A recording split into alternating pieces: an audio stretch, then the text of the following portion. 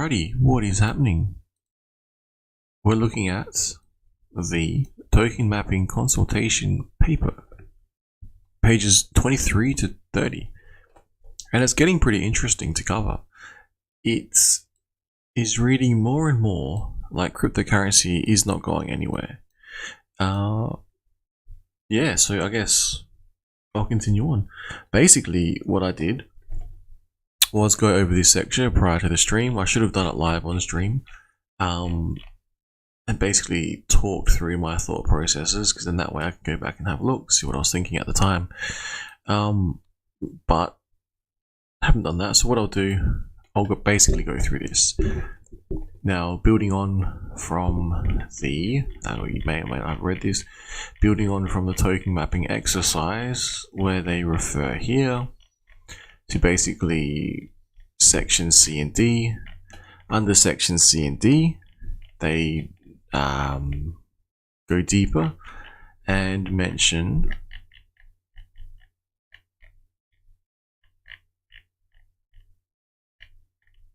other terminology, such as, when I find it,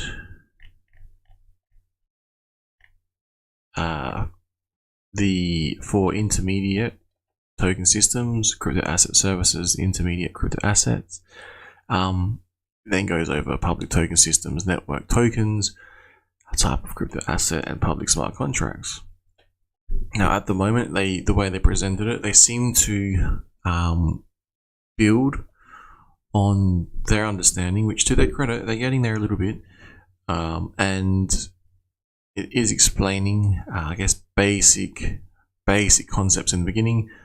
They're building on that. They're talking about the tokens, the layer ones, smart contracts, and then they're talking about creating a framework. And I think it could be for more complex things that I'm not aware of in this space. So maybe they're a lot more aware of different things popping up, like I said, like whack-a-mole. But in an effort to be entrepreneurial, hopefully not in an effort to be criminal, because I'm hoping, assholes like that get flushed out of the system, because that's what happens when that's what causes criminals, the ones that causes, the frauds, the rug pulls, etc., etc. Now, again, it all comes back to teaching and training is my honest analysis on this. So we have intermediate token systems. They basically explain, intermediate token system typically involve a promise arrangement for functions to be performed by intermediaries or agents. Now, after you read all this, it actually sounds like they're talking about centralized exchanges, but there is a slight difference. I was surprised. There must be the way in which either the centralized exchanges actually operate, because to me, the intermediate token systems and the crypto asset services almost sound identical. But one possibly is more reliable than others in terms of, not reliable. Hey, what's up, Godfather? Sorry, I didn't realize people in the chat. One reminded me of the, for some reason, Crypto.com, because it mentioned debit and asset cards. But then it went on to, so I was assuming, that's centralized exchange. But then it explains in the crypto asset services, basically another definition of another type of centralized exchange. So that has me scratching my head in terms of understanding what a real centralized exchange is, because it seems to be not as clear. So it goes on. So this is the intermediate token systems. To me, it sounds like a centralized exchange. System typically involves promise or arrangement for functions to be performed by intermediaries or agents. The terms of the agreement would typically, but not always, be set out in legally enforceable agreement. I promise, unless they go bankrupt and disappear. Anyway, these types of products or use or rely on crypto networks, crypto tokens, or smart contracts as part of the product. So they use it, not you, is my understanding. Again, more teaching required. Intermediary token systems have a unique role in the crypto ecosphere. They can facilitate functions So this is what they're trying to regulate. If you look at they facilitate functions, possibly they're thinking about regulating the function. The crypto token, financial product. Token system is a facility and it's got a function. So that's their efforts. I think they're now. Where was I? Unique role, facilitate functions that crypto networks and smart contracts cannot. The link between crypto networks and the real world, as described above, the possible functions of an intermediate token systems are effectively as broad as the possible functions of any contractual social agreement. Okay, one of the unique roles that can be performed by an intermediate token system is creating links with existing financial system. This is what I thought they were referring to centralized exchanges, like in this definition, but I'll read on. This includes facilitating trades between crypto tokens and fiat money, known as on and off ramping, from the crypto ecosphere. Makes sense. It also includes the issuance of crypto asset-linked debit card, asset-linked debit and credit cards, and creation of crypto tokens that represent conventional financial instruments. So that's why I was thinking of that particular exchange I mentioned before.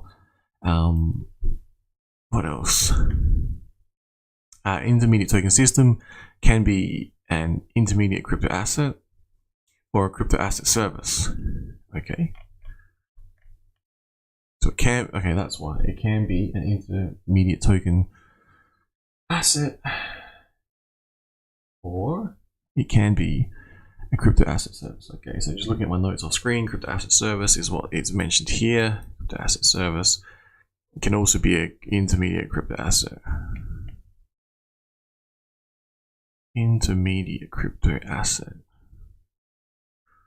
Where is intermediate crypto asset? Okay, so that's the second section here.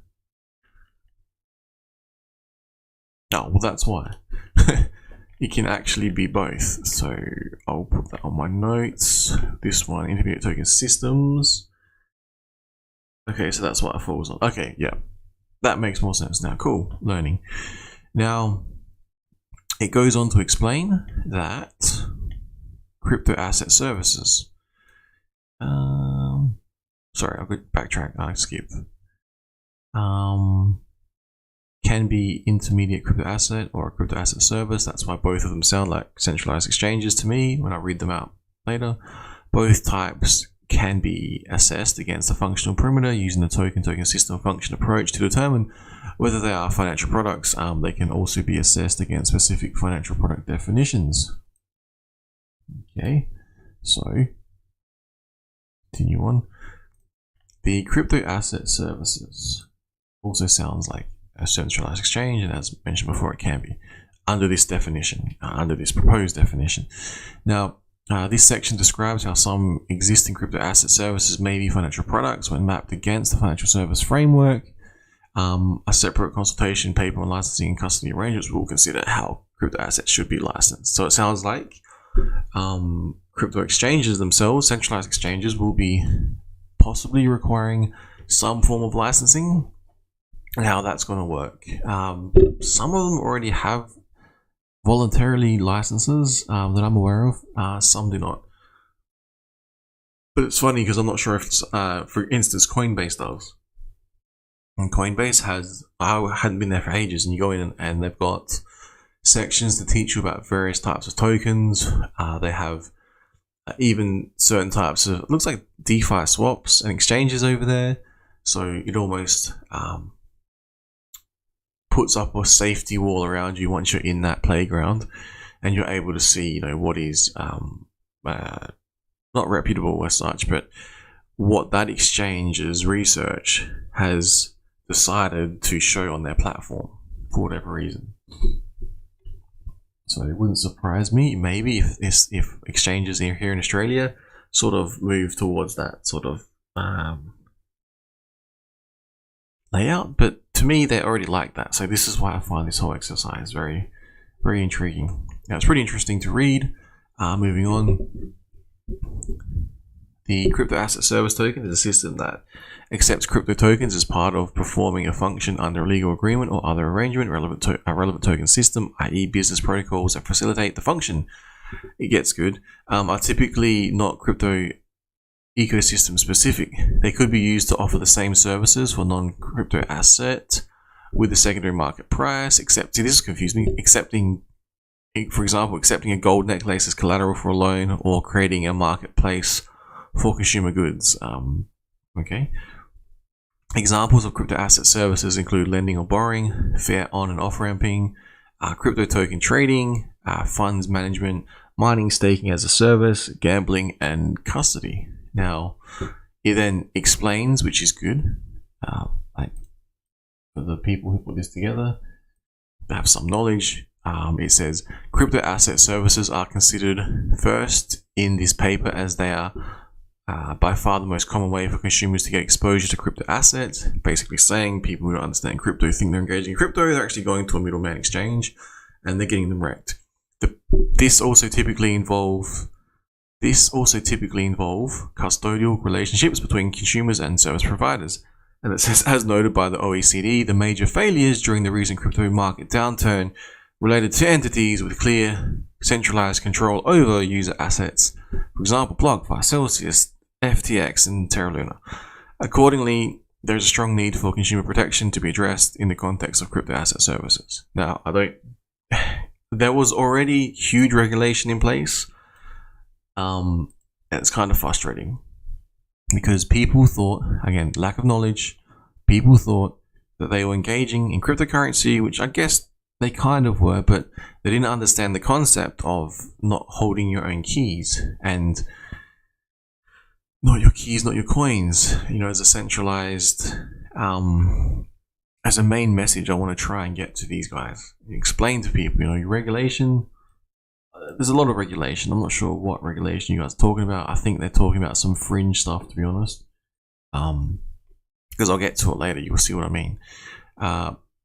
Customers of crypto asset services will not necessarily interact with crypto. It explains it here. Like, how hard is it? Set up a website and basically put together a community, a paid, I don't know if it's going to be paid, most likely going to be paid by the government, and they're going to be doing what people do already for free, put together some sort of group that polices smart contract, whether or not there's any flags, put together a group saying how they rate exchanges, put together, a page stating the most recent scams of the day, whether it be social engineering or whether it be outright contracts that are not sustainable or like just rug pull or potential risk of rug pull. So I'll try to get that message to them. The arrangement will typically involve a customer transferring crypto assets or fiat money to a service provider. Most likely they're going to buy crypto assets first because the fiat money has to go in somewhere, to a service provider who then credit the consumer's account, i.e. a custodial wallet. So it's like literally not even yours because someone else owns it. Now, you might be able to get the address through on-chain data, but whether or not you actually hold the private keys or not is another question, because I don't think you do from recollection. Which is funny, because the first time I came across cryptocurrency, I thought if you had the address, it was yours. In terms of when you're using an exchange, how you send your money to an exchange address? I thought, this is my address, but then I'm like, wait, hang on. Like, for the longest time, I had no idea about seed phrases. And I was like, that's what that does, because I'd never had to, Anyway, moving on. In these circumstances, consumers rely on the service provider to maintain the crypto asset reserves that match the values attributed to the customer accounts. So when it failed, they didn't do that. When they committed fraud, they didn't do that, But for some reason, they need to have more regulation in case the criminal is going to telegraph to them that they're going to, commit fraud and crime. Sure, even though there's all the KYC and it goes on into it below. I'll show you. It's getting strange, but I think they've done their research, which is good. Now, crypto asset services as financial products. So basically my notes for intermediate token systems is basically a link between crypto networks and the real world, on and off ramping, debit cards, etc. Can be intermediate crypto assets and crypto asset services. Centralized exchanges is what my note is. Crypto asset services, basically, crypto asset services include lending and borrowing, fiat on and off ramping, crypto token trading, funds management, mining, staking as a service, gambling, and custody.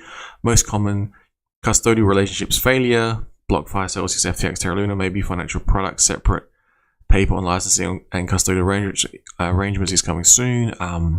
Yeah, centralized exchanges also. I was curious, but yeah, that is the case. So I'll remove my question mark. Now, where is it? Crypto asset services as financial products. A crypto asset service can be considered against a functional parameter of any of the specific definitions of a financial product, e.g. mining, staking as a service arrangement, could be structured as such that it's a management investment scheme, okay? Or a lending borrow service could be structured such that arrangements are debentures or other securities, okay? So this is some stuff that they must be researching, analyzing, and they have a more greater knowledge than I, because I'm not aware of some of this stuff. Because I'm safe, in Hexago, basically. I understand, not my keys, not my coins. But anyway.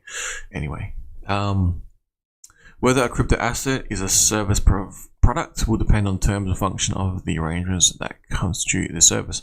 However, despite many crypto asset services having clear economic or financial functions, it can be unclear which class of financial product they may fall within. Service providers may use complex or obscure arrangements that further complicate the assessment. It has led to situations where very similar products are offered by compliant and non-compliant services simultaneously. So I guess from their point of view, it would be very confusing to see what is actually going on in terms of whether or not something's compliant. But to me, it sounds more like they're looking at... it gets vague because it's like, are they targeting centralized exchanges here? And people trying to set up centralized exchanges, and maybe they're, possibly using complex or obscure arrangements to further complicate assessments. So then people looking at it can't really tell whether or not it's compliant or non-compliant based on the parameters they're looking to tick off. Or is it sort of leaning towards decentralized finance they want to regulate also? So I guess this paper literally sort of explains some of this. So I'll continue on. And this is what my brain keeps drifting towards. It keeps drifting towards, is this a push to regulate decentralized cryptocurrency, or is it a push to sort of try and clean up the sector and try and stop fraud from taking place, for example?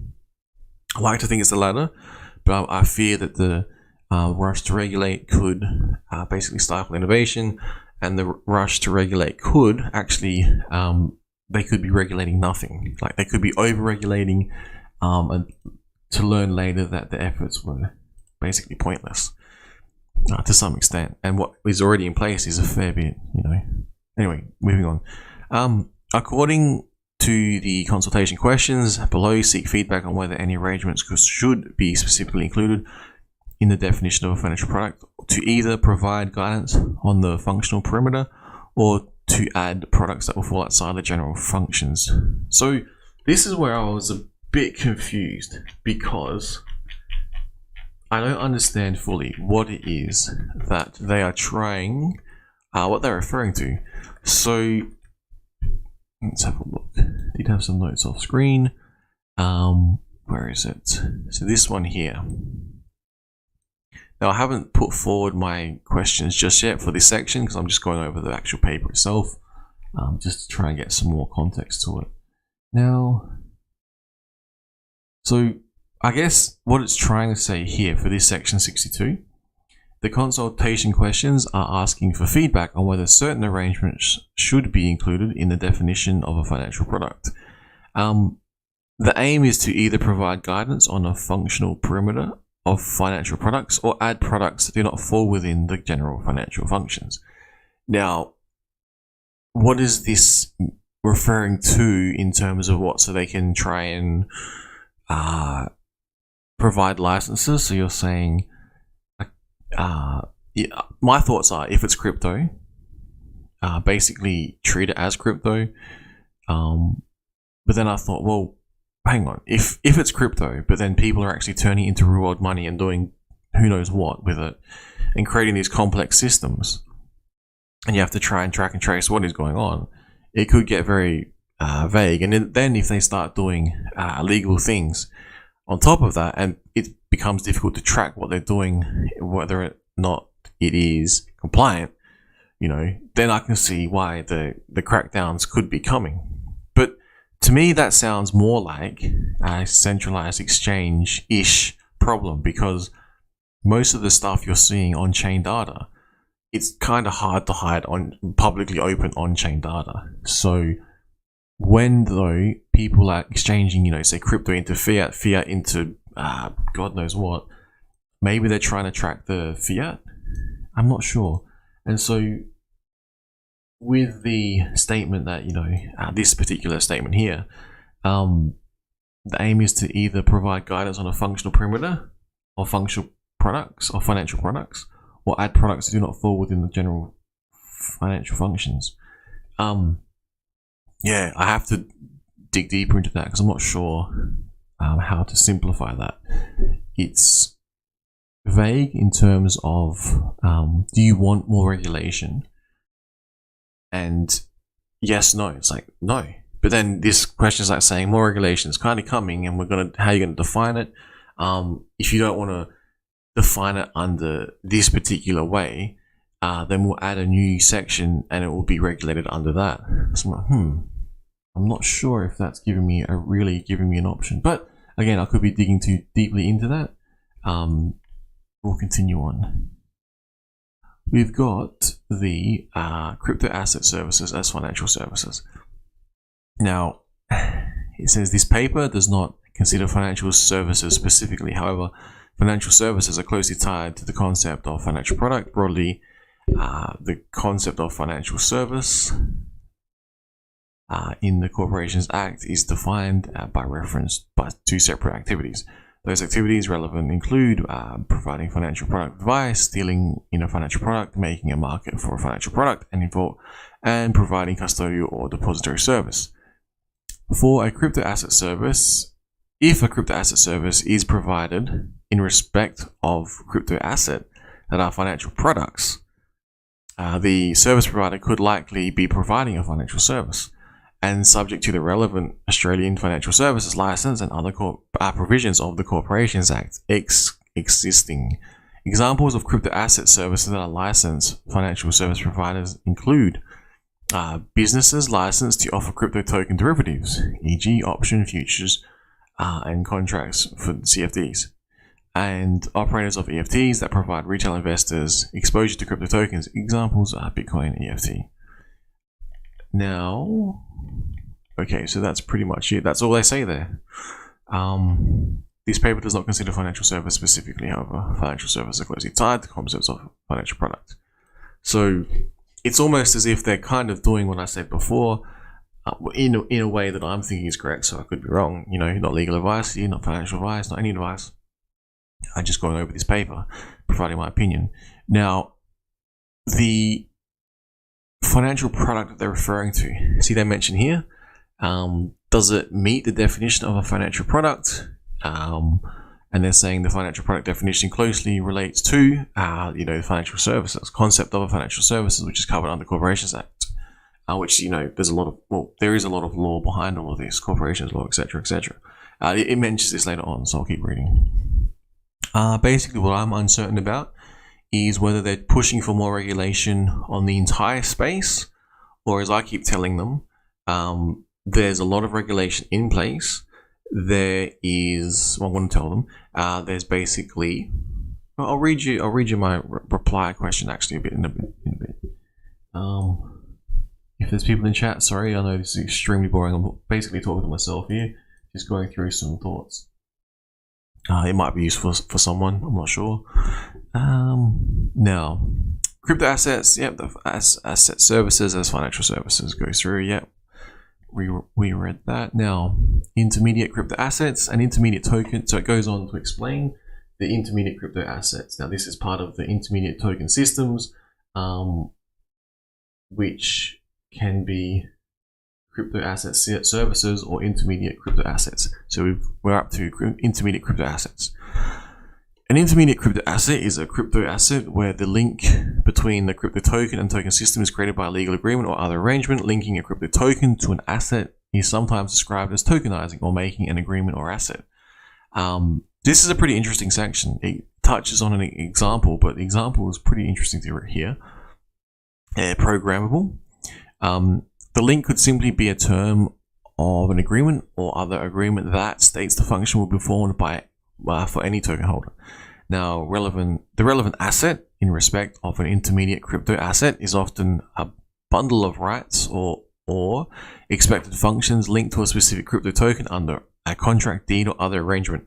So this to me sounds foreign because except for intermediate crypto assets, except for what I can think of is USDC, how it's issued, or possibly Tether. More leaning towards USDC here, but yeah, these words basically are foreign to me in cryptocurrency.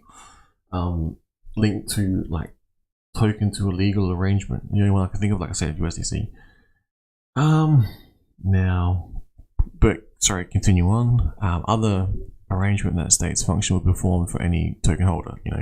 Very different to decentralized finance, I think. So this is why it's strange how it chops and changes and could cover everything, but then it heavily focuses in on what appears to be mostly centralized exchanges, and in this case, an asset, like a legal asset issued by however that works. Again, you could look into that. I'm sure they are aware of this, and they are. They even cite USDC.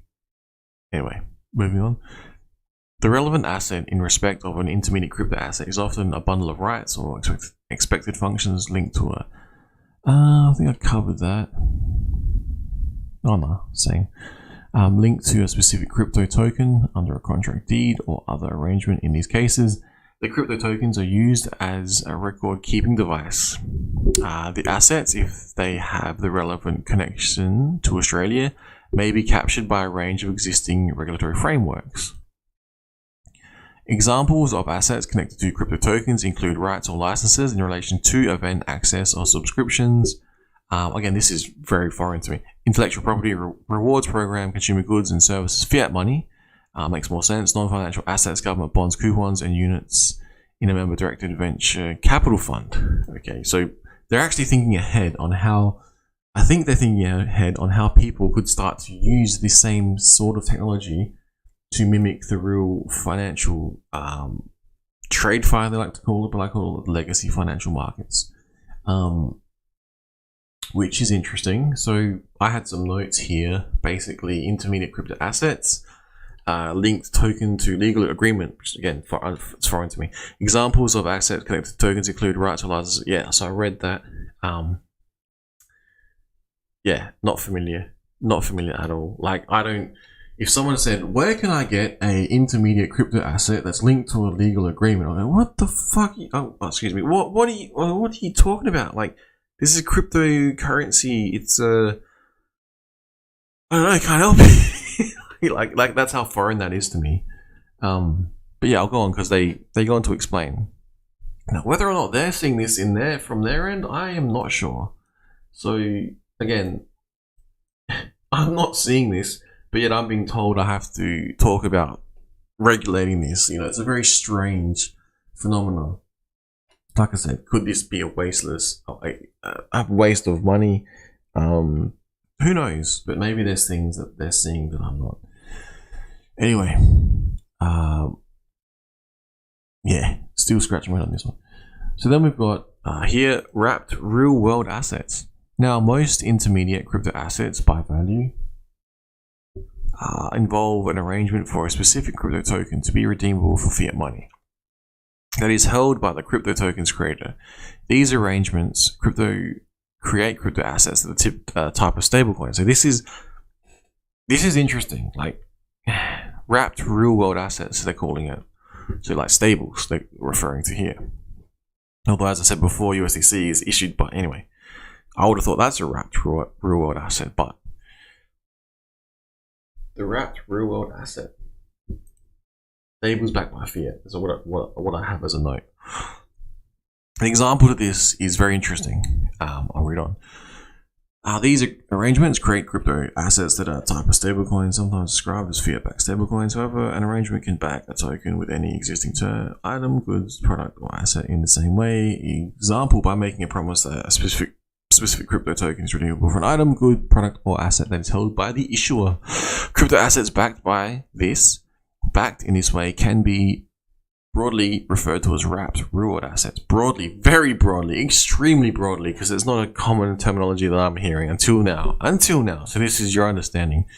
This is fascinating. I'm learning a lot. Hopefully I can actually respond, because things are being worded in ways which don't even make that much sense, to be honest. Now, example 1 is a stylized. So this is an interesting description. Example 1 is a stylized description of a fictional wrapped AU dollar, which is intended to represent a generic fiat-backed stablecoin on a public crypto network. Completely fictional. Now, wrapped AU dollar is a fictional crypto token. Its issuer advertises that it is one-for-one backed with Australian dollars deposits in an Australian bank account. The terms and conditions for the wrapped AU dollar token state that the issuer promises to sell. Sorry, let's have a quick tea break.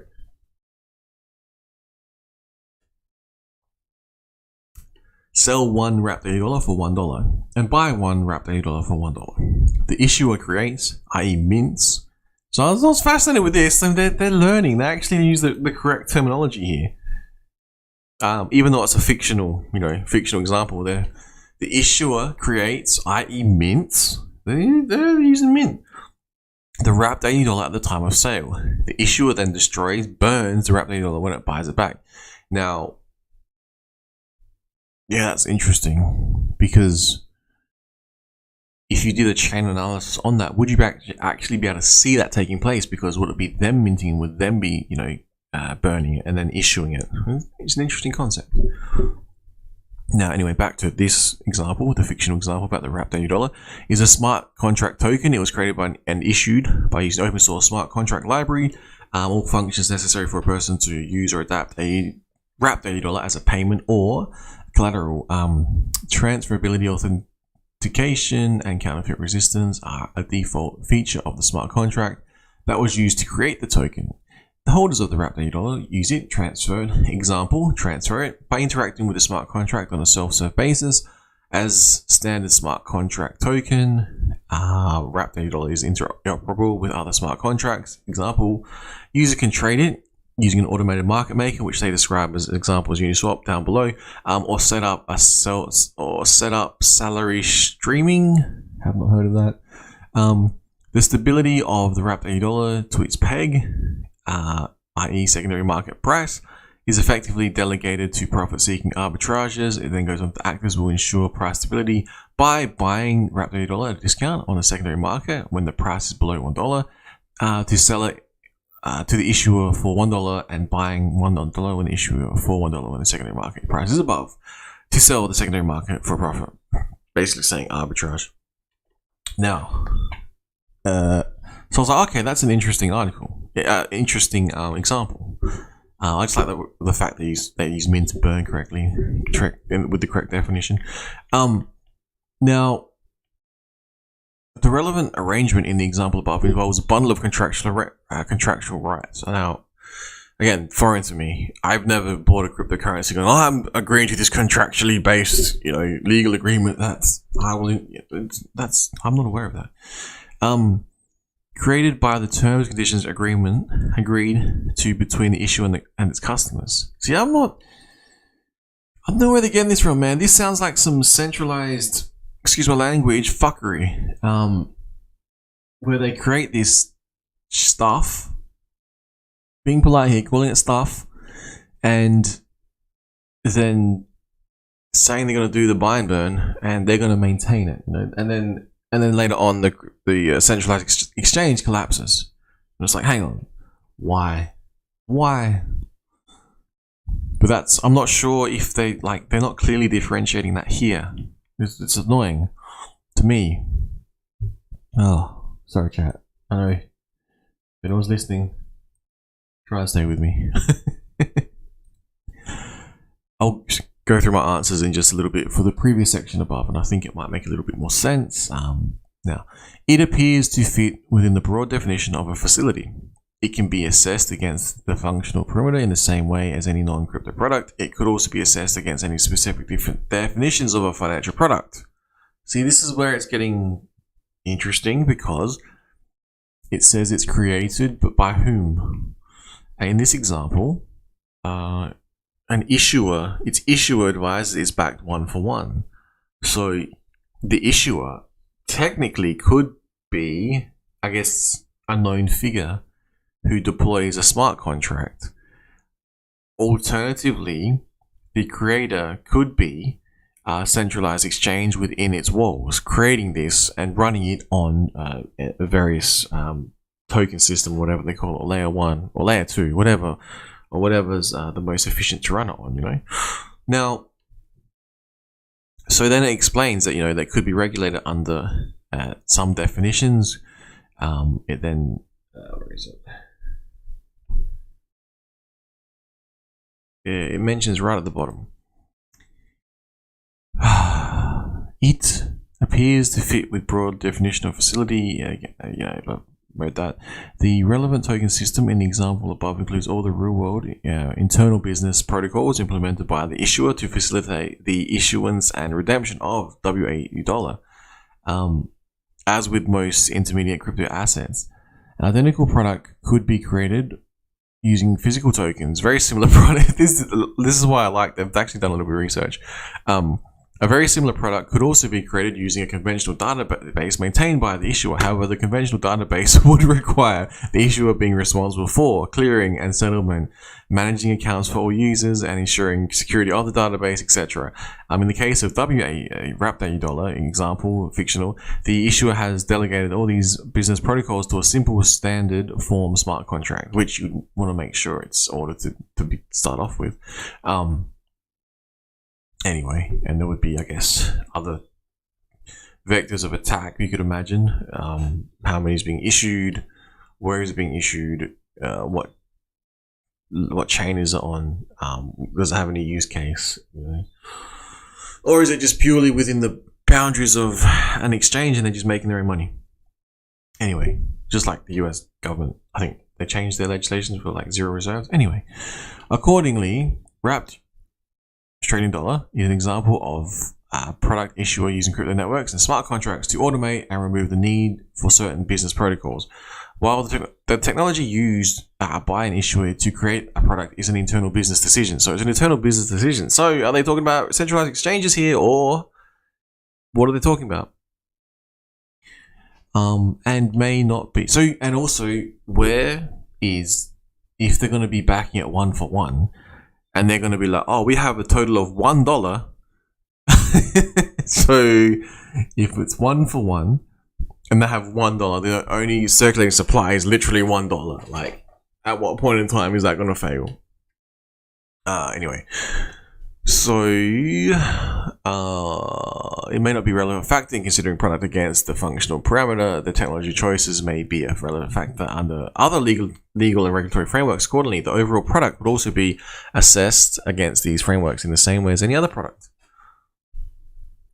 Okay, so what, like, confusing. I find this confusing, the way they're wording it.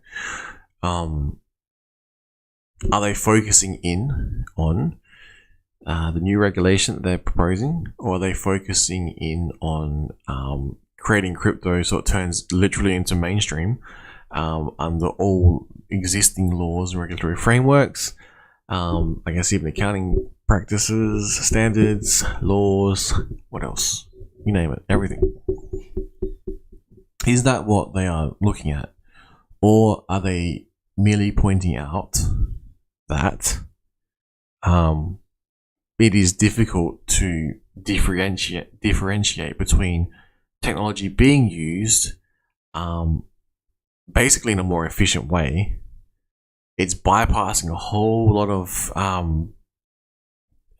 ways which a traditional bank, for example, would issue a fiat a currency like this, or a There's an idea. Why hasn't someone created a traditional equity and the entire base of an equity it's a stable equity priced at $1?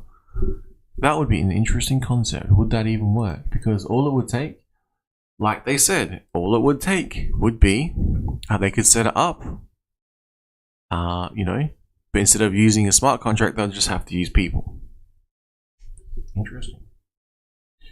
Now, sorry, that's a bit off topic. Now, according to WAD's example of product using, okay, we've gone over that. Now, this is the questions it's going to ask, because it's like planting this seed, explains sort of what the issues are that they're coming across, how it can be used, and then they're sort of saying, what is your take on it, knowing that they've already got a take in mind. Now, this was an interesting one. Other real-world assets. Other real-world assets include promises made in respect of crypto tokens. Again, this is foreign to me. I don't use it all that often. To any underlying asset held by the issuer. Examples include arrangements between a computer game developer and players that in-game crypto tokens items have certain value, and the arrangement between the event ticket and issuer. Purchaser that crypto token will facilitate access to an event. I've heard of that. The relevant asset is the promise or other arrangement.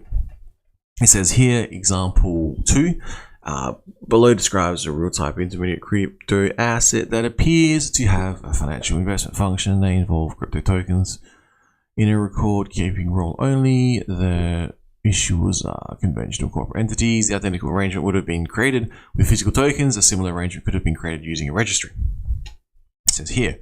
So this is an interesting one as well, but I think they're pointing out what they can foresee happening, or I'm not actually sure if it is happening, like sort of fringe cases, because to me this doesn't sound overly common, but I guess they're putting forward an argument what could take place. I guess that's what you do, Now, here's the example. 2017 to 18, several crypto exchanges providers held public sales of tokens. A common selling point with these tokens was a suggestion, but not necessarily a binding agreement, that the issuing exchanges would use the money to use money raised to develop their business, with a portion of future revenue from the business being used to repurchase the same tokens on open market at regular intervals. These repurchased tokens are typically taken out of circulation by the exchange permanently. This process is known as a buyback and burn. Some of these exchanges have directed tens or hundreds of millions of dollars in business revenue to these repurchases in the years following these token sales. The actions of some of the crypto exchanges that conducted these token sales suggest that they did not consider themselves to be strictly bound by the buyback and burn agreement, as there are examples of significant adjustments made to their buyback plan. So internal fuckery, excuse my language. However, in this example, the absence of enforceable contract does not mean absence of facility. So it goes on to say, these arrangements can be assessed against a functional perimeter in the same way as any non-crypto product. For example, a definition of a facility may be wide enough to cover these loose buyback and burn arrangements. So if the facility can be assessed against the general financial functions, it appears to be close. It appears to be a close fit. Sorry, I can't read. I don't know why. I read at a lot faster speed in my mind than I can actually speak out loud. It's frustrating. Now, these facilities can also be assessed against any specific definitions of financial product. Okay. Now, and they're pointing out these occurrences, but they're not. To me, I'm understanding it and reading it, but it could go both ways. Like this example here could be a new issuance of a stable coin in any ecosphere, any L1, L2, whatever. It could be internal magic that these centralized exchanges could do. So both could be equally. It could appear in any of these sandboxes. Now, this example is more likely to appear, I would imagine, in a centralized exchange, but it could also appear possibly on any sandbox. Could appear in DeFi also. So what have we got? we've got regulatory and policy issues, right? So rights are not accruing to holder. Let's have a look. It gets better. It gets better. Rights not accruing to holder. In example 1, the link between fictional and WAD token and the underlying asset, the right to sell WA$ to the issue for $1, is created by a simple legal contract in the form of WA$, terms and conditions. Okay, so they're assuming that they're issuing with terms and conditions and all that, everything that goes along with that. So it's hard to assume though. Is it a centralized exchange or centralized business entity doing this? Doesn't say exactly. A person acquiring the WA token on the secondary market or receiving it as a payment may not be party to this contract. So, they've created this with the agreement. The person, I guess, has given them the money, raised the funds, I'm guessing, in a business agreement. They've then taken those tokens and they've sold them on a secondary market. So whether that is or not a centralized exchange, a decentralized exchange, they've given it to someone else, then they can still basically be redeemed for the $1 as it stays under the initial agreement, even though they weren't privy to that. They didn't agree on that. It says here, and therefore may not have a right to sell. Okay, the person acquiring the WA$ token on the secondary market or receiving this payment may not be party to this contract, and therefore may not have the right to sell the WAD to the issuer for $1. Okay, fair enough. They're thinking about other use cases. In these cases, the non-party token holders can only convert to dollars in the secondary market, where they're exposed to supply and demand-driven price fluctuations in the absence of arbitrage. Ooh, okay, that's interesting. In the absence of arbitrages, so if no one uses this fancy new WAD token on the secondary market, you're left holding, for whatever reason, one WAD that you yourself only can redeem for $1, because if you sell it to someone else, the person who redeems it may not agree, because maybe it's a different, I'm guessing it would be wallet address, inability of the issuer to quickly meet redemption requests. This may cause instability in the secondary market prices of the token. So again, it sounds like they're worried that they could scam, they could exit, they could rug, they could go not agreed. Very, very complex stuff. Interesting. Now, while proponents of tokenization point to the benefits of increased liquidity and efficiency of transfers and settlement, the complexity described in this section impacts various legal and regulatory frameworks, including the areas of contract law, consumer law, financial service. Man, I haven't even thought about contract law. I got that example. Rereading it out on live on stream, that really helped me. That was good. So, that's fascinating. Wow, I never thought of that. But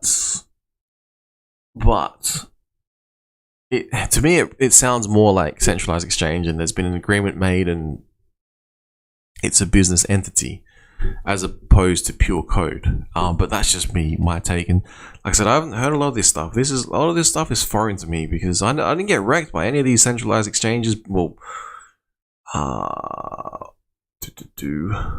think I touched one of the other centralized exchanges, left a tiny amount of dust on there, and went back and lost a shit ton. And now I'm going back, I'm like, are you serious? I have to change all these, like, quote unquote interest, which I define very loosely, because what were they actually doing? And now it's gone. Where does that fall, as the loss? Anyway, other centralized exchanges did not touch with a 10-foot pole. And if I did, it would have been purely to take money in and take money out, because that's the point of these centralized exchanges, if you ask me. Because why would you, like as this paper is explained, why would you put your cryptocurrency to a wallet that you don't control the keys on, that someone else controls the keys on? So, because if at any point that exchange closes, you no longer hold that, But then I'm reading this, and they're trying to regulate against the imaginable horribles, whereby someone could issue a dollar-backed business. They set up a business, basically. The whole idea is to issue a dollar backed by something else, and they basically say, if you sell this to anyone else, we're not going to redeem. Too bad. Then if someone complains, they try and invoke contract law. It ends up in a world of confusion because, as we can see, it then says it touches on contract law, consumer law, financial services law. I'm guessing AML, CTF laws, and sanctions law, but to me, a lot of this is already, kind of solved, because if you've taken your fiat and you've moved it through an exchange, and this exchange is doing this correctly, like they should be, then, it is what it is. And it's doing the sweep and catching, hopefully, I'm hoping, bad guys. That's the whole point. And then, yeah, the area of contract law is just fascinating, though. But then that sounds like the company setting this up in this example is not really DeFi in terms of they're not allowing anyone to redeem. It only has to be this one person to redeem, which it makes no logical sense to do that. But the argument is, I guess, in this paper, wow, interesting. Now, moving on. Here's another example, identifying products and issuers. Again, none of this legal advice. This is just purely my opinion. Going over it, and yeah. Identifying products and issuers. I will be sharing later on, I will be sharing all of my responses, though, to anyone. Now, identifying products and issuers. The separation of concepts of crypto tokens and token systems is important in the context of crypto assets. Example 3, describe a financial scenario that highlight the distinction between crypto token creator and crypto asset issuer. So this is a funny one. It breaks down their framework, basically. It says, example 3, Thom? I can't read. Thom. Okay, Thom attends a fintech conference every year, 2022. The organizers arrange for a proof of attendance protocol, POAP.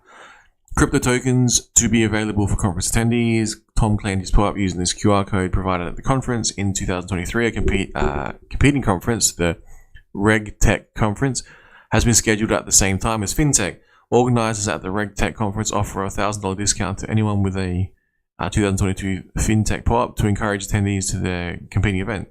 So then Thom sells his POAP to Hayden for $500 on an NFT marketplace.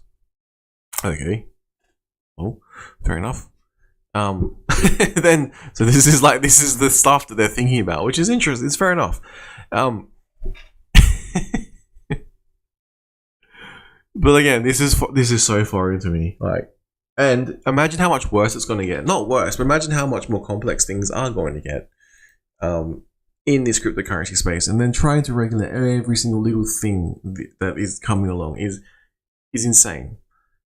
Like I said, it's like trying to regulate pony pictures at this point in time. Until it hits the real fiat world, and unless it's a centralized exchange, everything else is on-chain data, And centralized exchanges, KYC up the arse. They know who you are, they know where your money is, they link to your bank accounts. There's another level of security there with your bank accounts. And centralized exchanges, I don't trust them with a 10-foot pole. But at the moment, they're still a necessary part of cryptocurrency. Because if you want to take fiat into the system or take it out, maybe they'll come up with a solution whereby you could directly engage from your bank to cryptocurrency. Like when you purchase assets in the real world. Like say I want a new pair of shoes, I take my credit card, I go buy a new pair of shoes, and then I own the shoes. Same thing. And why is that? Oh, because my bank account, I'm pretty sure I'm KYC'd on my bank account. You should be. Anyway, sorry, I find that funny. Now, the token system function can be used to ensure any regulatory obligations and responsibilities fall on the issuing party. Okay. Identifying the terms of the arrangement. Okay, so this is interesting. This is an interesting example. I'm gonna give it to them. They point out bridge risk, basically. Whether or not they know they're doing this, I don't know. Identify the terms of the arrangement. Now it says here, the terms of the arrangement linking crypto token to its underlying asset may not always be publicly available. For example, wrap BTC token is a token that represents BTC on non-Bitcoin networks for the purposes of interoperability. So you want to take your BTC, native BTC, I guess you call it, and maybe you want to trade on Ethereum, a layer 1 or cryptocurrency network. You're then going to wrap you send it through a bridge, I can't remember. And then you basically take your BTC, wrap it, locks it up, and you get your wrap BTC on the network of your choice. How you then, it sits there indefinitely. I don't know how it works. But then basically you're free to trade that wrap BTC on the network, and then whoever has the wrap BTC can then go back to the bridge, send it to the bridge, and then get the BTC on the other end so it can go, it's a two-way street. I'm assuming. I've actually gone back the other way. Now, so this is a very interesting example. Is a type of wrapped reward asset, with the relevant asset being the right to redeem one wrapped BTC for one BTC. However, despite there being around 3.7 billion wrapped BTC tokens in circulation and it being available for purchase on multiple crypto asset trading platforms, again, not sure if they're talking about centralized exchanges or decentralized exchanges here. The precise terms of the arrangements linking the wrapped BTC token to assets are not clear. Bro, bridge risk. That is what that is. You're reading, you're making an informed decision. Oh, that's a bitch. What if you send it in there and there's no BTC on the way out? What are you gonna do? Yeah, very frustrating. But again, if you're some really large financial institution, you're like, I'm going to invest in like 1 billion, 10 billion, 100 billion, wrap BTCs, and you put 100 billion in, and then like the system breaks because the figures are too big. Then what recourse would you have? I can understand that argument, but I guess I'm limited because I'm sort of looking at it from an individual point of view.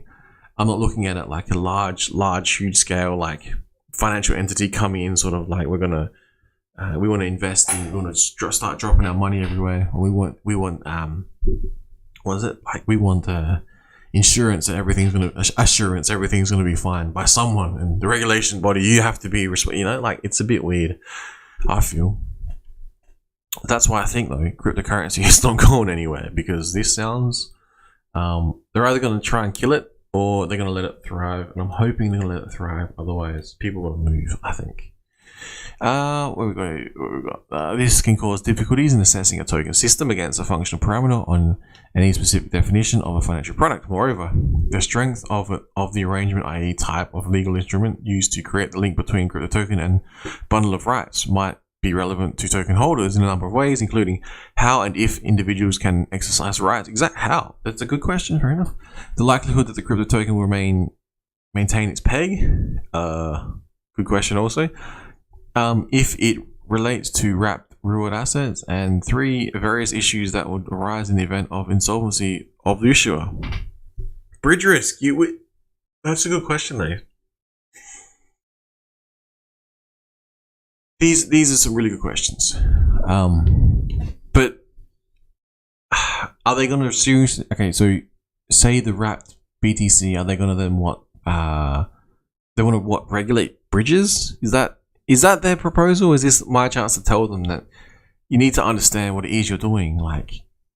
And if someone builds a bridge from one cliff to the other cliff, and it looks like it's made of sticks and held together with a bit of iron, and then there's another bridge that's engineered as, and I've just seen 18-wheelers roll over it, and I'm asked, which bridge do I want to walk across? Maybe instead of telling me the pitfalls, I don't know how to explain this. Maybe it would be best to put up a sign saying caution, bridges ahead. You choose which bridge you want. Because what if I walk across a really nice shiny bridge just after a truck has been passed, and all these trucks, and I walk across, and then lightning hits the foundation and then it collapses, and then I blame the person who made the sign? But then the thing is, I don't know who made these bridges, I guess, is what they're trying to get at. So who made the bridges, and can you then blame them? Interesting. But I know what I'd prefer. I prefer less government, generally speaking. I guess it would be good to point out the locations on a map of the bridges that you could use and their like previous history and their previous, how they've performed and whether or not they're pure scams. Because, if it's a scam, maybe it gets put on the scam list. But, and also I guess if the bridge is created by like an internal exchange, so if you're like logging into say Coinbase and then the Coinbase is wrapping on their platform, then yeah, I guess maybe they have to explain what they're doing. But ultimately, I think if the on-chain data isn't, available to me, so if I go to a centralized exchange and I put my, fiat in, get my Bitcoin, wrap it through their services and come out with wrap BTC, I can't go in on-chain that I'm aware of and see what it is, the magic that they did. If the bridge, however, is open source and publicly available on-chain, you can see this address wrapped this, and then it moved to this address, and then they sold it or whatever. That's why I keep saying this. This centralized on-chain data is proof of funds everywhere up the wazoo. It's as proof of funds as centralized exchanges are as proof of KYC and as proof of banks. I don't understand this push for stifling of innovations from my interpretation. Now, what do we have here? We've got consultation questions, right? I'm gonna have to go over these again, but what we'll do, we'll skip back and I'll cover briefly what I think is a good response for the previous section, and then I'll close this one out. Now, the previous section, right, was, so it explained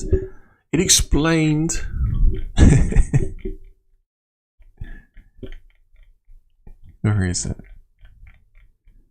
Token mapping, terminology, concepts, without going over this, essential concepts, network, public crypto network, tokens, crypto tokens. It explained what else? Smart contracts, protocols, application tokens. I had a lot of citations. It explained the mapping exercise they're trying to achieve, or looking at achieving, implementing, I'm not sure. Have they already got something in mind? Token system function. What else? Applying the token mapping framework. Again, not sure how they're looking to regulate this. Apply a functional perimeter. High level taxonomy. Then it goes on to explain the different types of token systems under this proposal. For intermediate token systems, crypto asset services, and intermediate token crypto assets. So we've covered this. These are not as complex, however, I guess looking back, they are mainly covering centralized-ish exchanges, but the references could also cross over to decentralized exchanges, to which I respond, chain data trumps behind the wall, behind the curtain fuckery any day of the week. The risks may be perceived as less for centralized exchanges, but with the collapse of criminals who create these exchanges under a regulated system, what did that achieve? Wouldn't it have been better to teach people to understand what it is they're investing in and the options that they had? So maybe they have, like a website. It says, maybe we've got some malicious code examples. This is how you could check your code. This is a database of known scams. This is a database of positive exchanges, decentralized exchanges, centralized exchanges, how to buy cryptocurrency with a centralized exchange, how to buy it with a decentralized exchange. I'm not sure you can, but if you do, I'm pretty sure you need to use a credit card, and credit cards are like, they have their own security layers, I'm pretty sure, connected with your bank. What else? And obviously then you've got the whole record keeping side of it, and the tax keeping side of it, and then I guess various laws, tax laws, which is similar. I guess they're focusing on the scams, but yeah, how do you know a centralized exchange is a criminal until they become a criminal? Like, it's very hard. Anyway, like I said, on-chain data, on-chain data, on-chain data. Less regulation, less government, on-chain data. What if you know, there was a way to reduce government through code? I'm sure the government would be up in arms about that. Now, what have we got? Consultation questions. So this is back to question 5. It has here. This paper sets out reasons why a bespoke crypto asset taxonomy may have minimal regulatory value. So that was trying to say, let's have a look. Because I was like, bespoke, what are you trying to say here? Why are you sounding so complex, you know? Are you trying to confuse me? Now, where's a simple explanation of bespoke? I think I did have it here in my notes, sorry. Just going through my notes.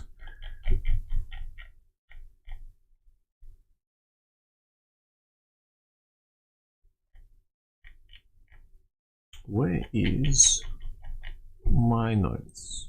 I wonder if I can Control F and look for bespoke, because I don't use the word bespoke all that much.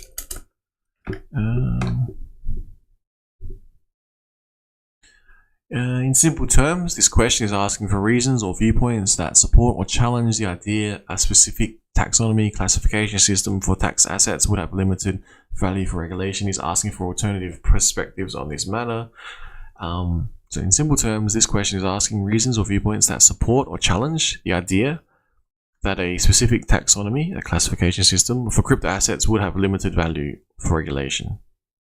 Now, I think it would have limited value because everything's on chain. And if you're going after people who are setting up like fake exchanges and running away with people's money, you'd probably want it on chain, because then you could track and trace them where they went, you know. Anyway, that might be something I should point out. Now, so what are additional supporting reasons or alternative views on the value of a bespoke taxonomy? Now, I want to put something along the lines of the creation of a specific taxonomy for crypto assets may not have significant value in regulation due to the current focus on random updates rather than the understanding the on-chain data analysis part of past transactions. This lack of understanding and knowledge of on-chain data by the public is a major obstacle that needs to be addressed before a new taxonomy can be effective. However, a taxonomy that offers reduced capital gains, incentives, or exemptions, except when exchanged into fiat currency on centralized exchanges, may encourage innovation in the crypto industry. That didn't read right, hang on. However, a taxonomy that offers reduced capital gains, incentives, or exemptions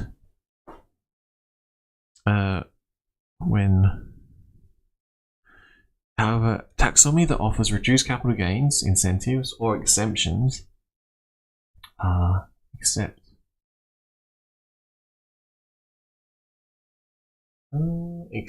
when exchanged into fiat currency on centralized exchanges, may encourage innovation in the crypto industry. Hang on. I don't read right. Additionally, crypto tax software can still be used for tracking transactions while decentralized finance DeFi would remain unaffected and centralized exchanges would remain as they are. Now, what was I trying to say there? Hang on. Live on stream, people. Live on stream.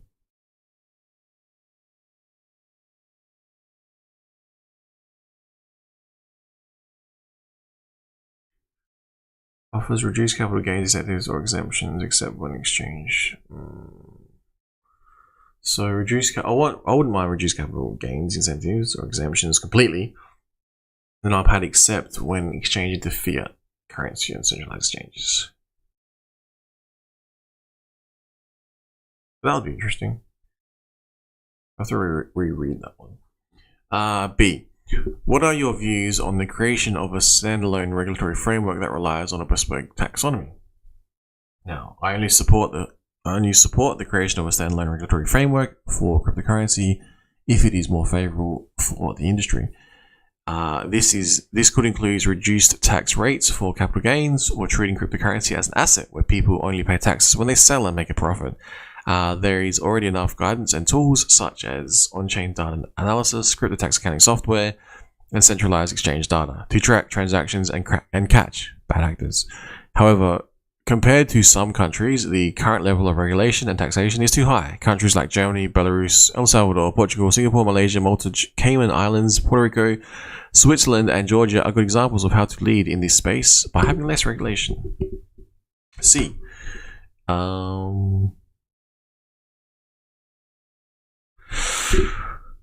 What, in the absence of a bespoke taxonomy, what are your views on how to provide regulatory certainty in individuals and businesses using networks and crypto assets in a non-financial manner? I would say a government-run program could provide clear guidance and warnings on current scams, smart contracts, code issues, and exchange ratings. This information would help individuals make informed decisions, similar to how Coinbase offers lessons online. There are already regulations in place for centralized exchanges, and there is enough on-chain and centralized exchange data when moving fiat in and out of the system. To ensure a positive experience, it is crucial to educate the public about good habits, such as avoiding paid shills that promote risky crypto derivatives trading. Instead, individuals should prioritize choosing technology with well-written code, no exploits or bugs, and 100% uptime, as well as understanding the importance of a secure asset management. That is what I think. I'm hoping that's what I can go for. Now, the only thing I'm confused is... Hang on. What does it mean except when exchange? However...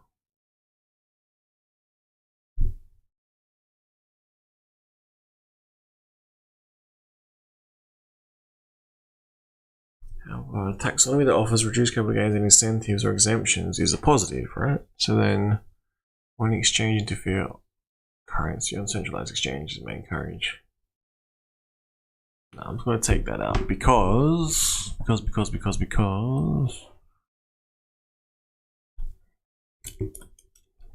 this reads better. The creation of for what are additional supporting reasons or alternate views on the value of a bespoke taxonomy? The creation of a specific taxonomy for crypto assets may not have significant value in regulation due to the current focus on random updates rather than understanding of on-chain data analysis of past transactions. This lack of understanding and knowledge of on-chain data by the public is a major obstacle that needs to be addressed before a new taxonomy can be effective. However, a taxonomy that offers reduced capital gains, incentives, or exemptions may encourage innovation in the industry. Additionally, crypto tax software can still be useful for tracking transactions while decentralized finance, DeFi, and would remain unaffected, and centralized exchanges would remain as they are. Now, how hard is that? Seriously. Well, I'm not sure what this is that they're trying to change. It may not be the end of the world, but you know, we're from the government and we're here to help. Usually sends a cold shiver down my spine, in a bad way, you know. All right, thank you all. That is about it. I'll probably do another stream tomorrow. Same thing, maybe same time. I'm not sure. All right, peace.